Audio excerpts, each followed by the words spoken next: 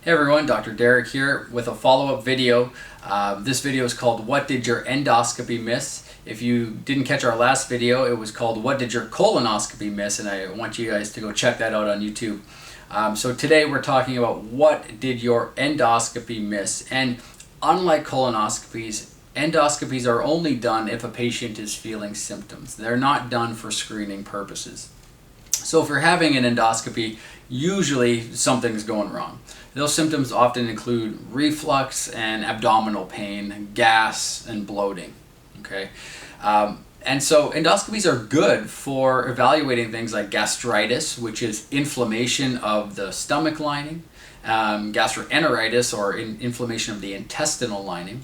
It's good for looking at ulcers, as well as endoscopies allow us to do biopsies. So biopsy is the gold standard for diagnosing celiac disease. And it also can be useful for diagnosing a bacterial infection called H. pylori. And we'll talk more about that later. However, one thing endoscopies miss is they don't tell us too much about the microbial ecosystem in the small intestine.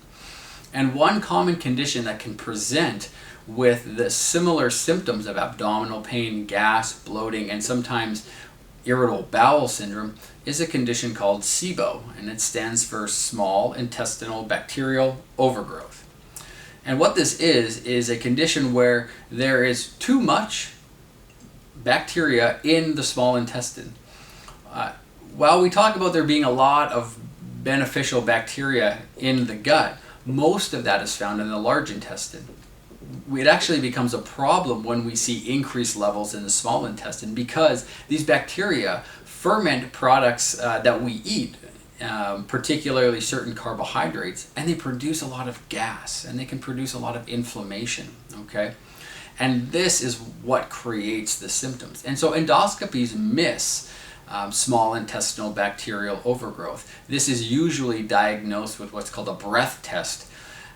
And that can be done, generally speaking, by most functional medical doctors. We do it relatively routinely at our office.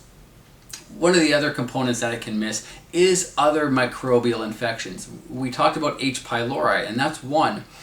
But there are other infections that can be present in the small intestine that can be presenting with the same set of symptoms. So a combination of a breath test and a stool panel can be helpful in kind of patching the holes that an endoscopy can miss. So if you're getting an endoscopy, usually you have symptoms.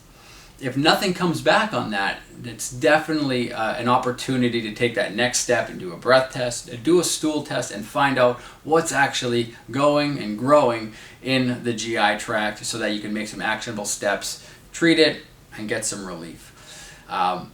If you like this video, we're going to talk more about gut health. We're going to talk more about how it can influence our mental health, our cardiovascular health. And we're going to have all these videos on YouTube. And if you're local to Southern California, our clinic is Revive Naturopathic Medicine. Come check us out and have a great day.